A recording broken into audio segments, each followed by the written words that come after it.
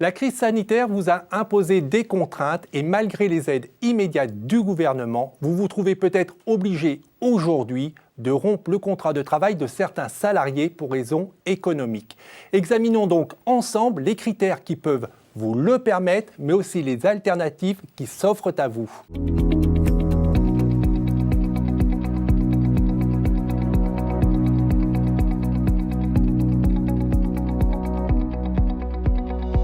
Bonjour Bénédicte. Bonjour Jérôme. Cette émission est donc consacrée à l'actualité pour informer les chefs d'entreprise employeurs de leurs possibilités et de leurs obligations en cette période difficile de crise sanitaire.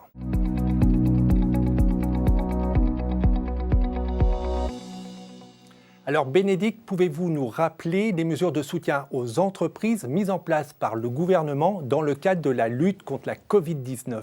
Oui Jérôme, en effet, la France a fait le choix de soutenir les entreprises avec plusieurs mesures.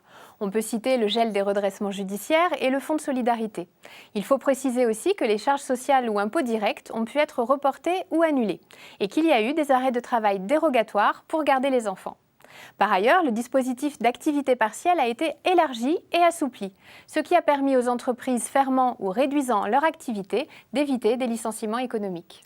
Est-ce que ces dispositifs sont suffisants ? Non, malheureusement, selon les secteurs d'activité, ces mesures n'ont pas toujours suffi. Et certains employeurs sont contraints aujourd'hui de rompre des contrats de travail de leurs salariés pour raisons économiques.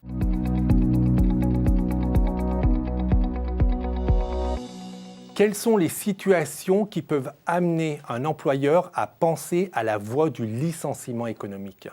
Lorsque la trésorerie diminue ou que les commandes et le chiffre d'affaires baissent significativement, le chef d'entreprise est tenté d'utiliser la voie du motif économique pour maintenir son activité ou sauver son entreprise de la faillite. La définition officielle du licenciement économique s'appuie sur, je cite, « un motif non inhérent à la personne du salarié, résultant d'une suppression ou transformation d'emploi ou d'une modification refusée par le salarié d'un élément essentiel du contrat de travail ». Cette suppression ou modification étant consécutive notamment à des difficultés économiques, à des mutations technologiques, à une réorganisation de l'entreprise nécessaire à la sauvegarde de sa compétitivité ou à la cessation d'activité de l'entreprise. On comprend que les conséquences économiques, financières et sociales de la Covid-19 peuvent répondre à ces critères. Mais comment fait-on concrètement pour savoir si les baisses de chiffre d'affaires ou de commandes peuvent être considérées comme suffisantes pour avoir recours au licenciement économique ? C'est très simple, il faut comparer leur montant avec celui de l'année précédente.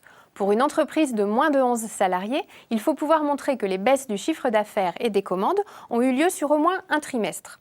Si vous avez entre 11 et 50 salariés, on passe à 2 trimestres consécutifs. Et pour une entreprise de 50 à 300 salariés, on regarde une durée d'au moins 3 trimestres consécutifs. Enfin, il est nécessaire que ces baisses rendent l'entreprise incapable de remplir ses engagements financiers et que sa survie nécessite absolument la suppression d'un ou plusieurs emplois.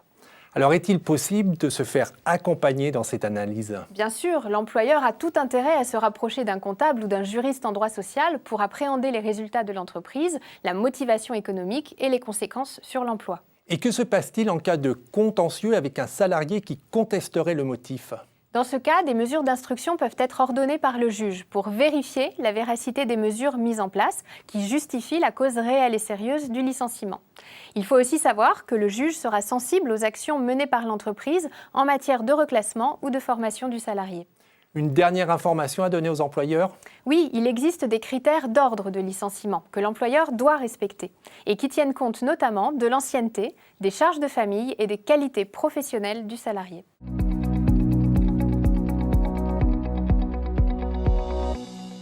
Avant de conclure cette émission, il faut également rappeler que des alternatives au licenciement économique peuvent être étudiées.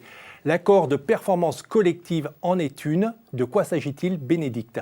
L'accord de performance collective est un outil qui permet à l'employeur de modifier des éléments contractuels comme la durée du travail ou la rémunération.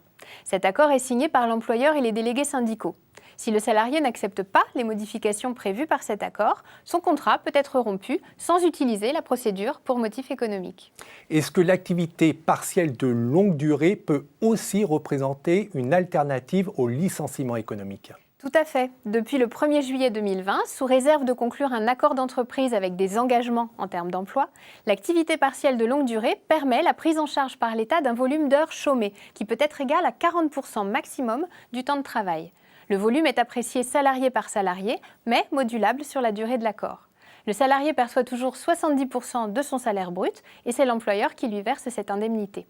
Si l'accord a été conclu avant le 1er octobre 2020, l'employeur, quant à lui, est remboursé 60% de la rémunération brute ou 56% pour un accord signé à partir du 1er octobre. Pour illustrer ces propos, un exemple en chiffres, Bénédicte? Oui, Jérôme.